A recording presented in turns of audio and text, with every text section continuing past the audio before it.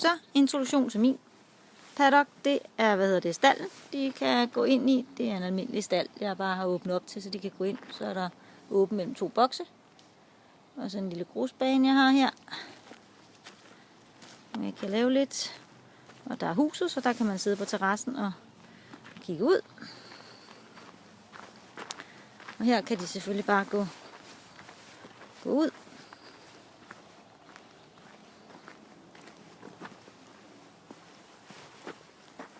Her er det ujævnt.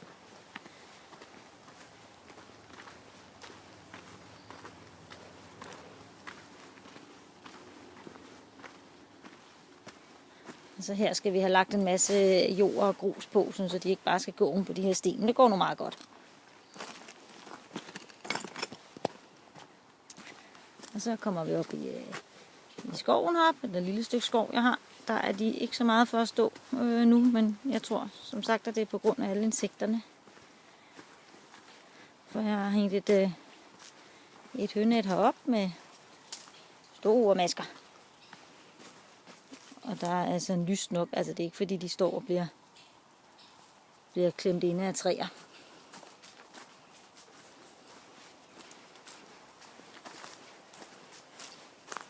Der er så lidt grene, de skal henover.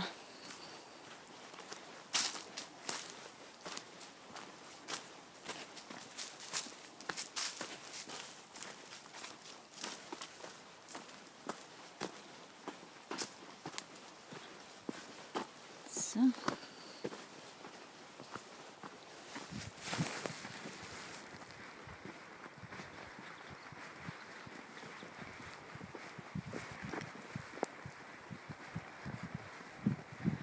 Så på det her spor her, der er jeg nede ad bakken dernede. Her har jeg lagt dæk. Jeg har ikke lagt så mange, man kunne godt lægge flere, men de flytter dem altså selv, så de kan komme til. Så en gang imellem, så går jeg lige op og lægger dem tilbage igen. Så hernede, der bliver der ret mudret om vinteren, så der skal jeg have lagt en masse grus på. Og så de der sten her skal lægges ud, og jeg har en masse flere sten liggende derinde. Og så har jeg en masse små sten, der skal lægges imellem. Her fodrer jeg lidt ud med en gang imellem. Marken derude er lige blevet slået. Det er desværre ikke lidt. Det er ærgerligt. Det kunne ellers have været rart.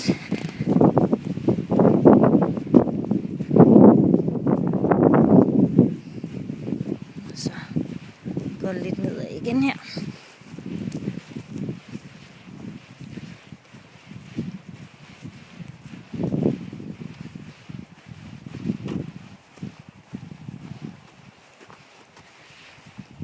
Så her har jeg en halmstation. Den er de ikke så begejstrede for tiden. Derinde på den anden side af hegnet, det er en gravplads. Jeg bor ved sådan et slot, og dem, der har boet på slottet, ligger begravet derinde. Så det er fredet, så der må hestene ikke få lov at gå ind. Så vi fortsætter her.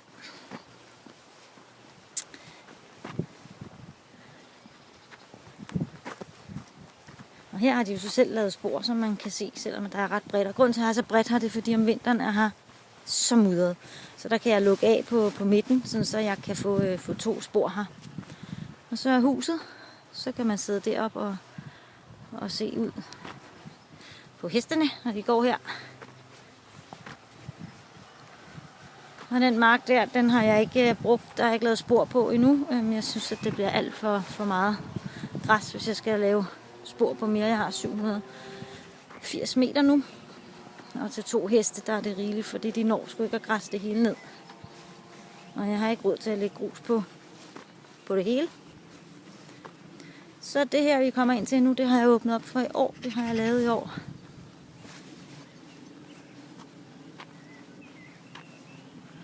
Og der har jeg ret bredt stykke her, for det sidste år, de fik altså ikke rigtig lagt sig ned på det, jeg havde lavet på den anden side, der vi var lige inde på. Så nu har jeg lavet ret bredt stykke heroppe. Og jeg har rigtig mange smørblomster. Der står hesten over på den anden side. Her er der en sø om vinteren, så her skal de gå igennem en sø. Og det gør de gerne. Men nu er det fuldstændig tørret ud. Der bliver også hurtigt ret meget vådt her, men det er okay. Der vil jeg ikke lave grus eller noget. Det er fint nok, at de skal gå igennem det stykke. Og nu er vi så på den anden side af gravpladsen. Og de har sådan et par høststeder, spisesteder, og det her, det er et af dem. De er rigtig, rigtig glade for at spise her. Og der har jeg så fået sådan en lille høststation, som jeg kalder det, inde bagved herinde. Jeg kan se, om I kan se under den præsending derinde med en gren henover. Der har jeg så en 8-9 baller hø, som jeg får kørt op hver 14 dag. Og så kan jeg smide i, og jeg kan lægge ud på sporet her. Jeg smider cirka en halv balle i den der om dagen, og så lægger jeg en halv balle ud på sporet. I den her afdeling. Så her med den her afdeling, der får de en balle om dagen. Og så får de tilsvarende over i den anden.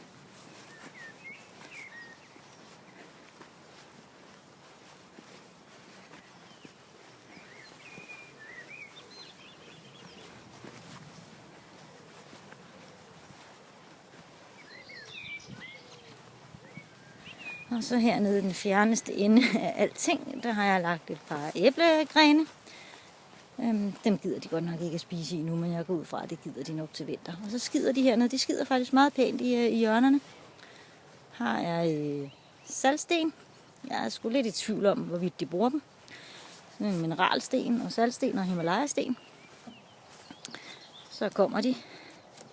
Hej drengene. Prøv at lægge ørerne ned.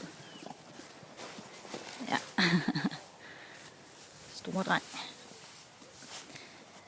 Og der er så også lagt stammer, som de sådan skal gå ind og ud imellem eller hen. Den flytter de altså også selv lidt på. Jeg ved ikke, om I andre også oplever det. Men de er lidt gode til at flytte rundt på dem. Det er faktisk næsten 1 eller 2 gange om ugen, jeg kan rende rundt og flytte tilbage på dem. Og her på den her lange sti, det her jeg plejer at lægge hø, altså hele vejen fra høststationen derom, og så hele vejen om på den her sti her. Ikke at det behøves, de går her nu meget fint uden. Jeg har svært problem, som de følger efter mig nu. Jeg synes, jeg kunne høre, at de gik over træstammerne. Så har jeg også hele den mark derude. Hele den mark op til huset der. Men som sagt, det bliver for meget, hvis jeg skal inddrage det. Og desværre kan jeg ikke bruge det som hø, fordi vi skal slå det her lige om lidt. Det skal bruges til parkeringsplads. Jeg har et slot her ved siden af, som der laver en masse arrangementer, og der skal det bruges som parkeringsplads. Så lavede jeg det her stykke her, jeg ved ikke meget man kan se for solen. Det her stykke her, det havde jeg lavet meget bredere. Så det har jeg simpelthen lige kortet, som man kan se. Der har jeg nemlig også mark, som jeg heller ikke rigtig har noget at bruge til. Og der er simpelthen så meget ukrudt på dem. Der er mange ranunkler og alt muligt, så det er ikke værd at slå til hø, og der er også alt for småt. Så for at komme hen til resten, må vi gå tilbage samme vej, så det håber jeg, I kan tilgive.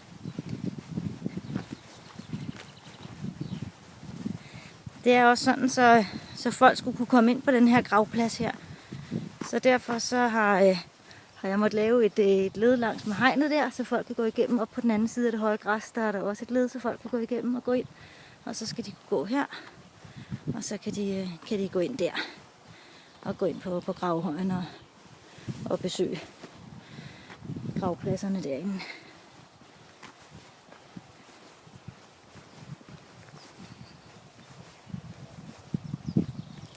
Og som sagt, den der mark også, men den er bare så fyldt af flotte gule blomster. Og det stykke der om bagved, det er også det, der var meningen, at jeg ville plante en masse brændenælder på, men at det er ikke rigtig blevet til noget nu. Så jeg må se, om det bliver det. Lige nu er det bare rødskrabber, der står derinde i overflod.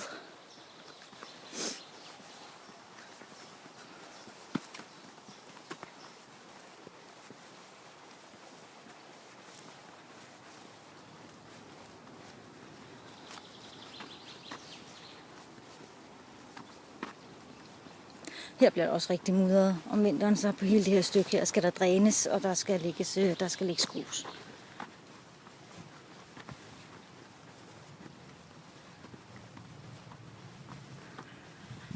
Så er det op her, som er min gamle første system, jeg fik lavet.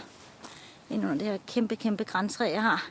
Nu vil jeg ikke gå hele vejen op. Der er et gammelt forhus, som jeg har fjernet indvæggen på der, og så har hængt et net op. Her står de rigtig meget og spiser det deres andet yndlingsnet. Hvis de går udenom der, så skal de gå hen over nogle træstammer. Og her har jeg også lagt æblegren, den er de heller ikke så interesseret i. Så kan de gå på hver sin side af den her busk her. Hvis de går bagom, skal de over stammer, og hvis de går den her vej, skal de over stammer. Og så her nedad, der kan de også gå op på den ene side af det træ der ligger der 3 stammer. Og de kan gå den her vej, der ligger 1, eller de kan vælge at gå hele vejen nedad her. Og så op på banen igen, som jeg i øvrigt har fået loving på, kan blive gjort 3 meter bredere og 6 meter længere. Så får jeg da en lille smule mere baneplads. Det var min pp. Tak fordi I gad kigge med.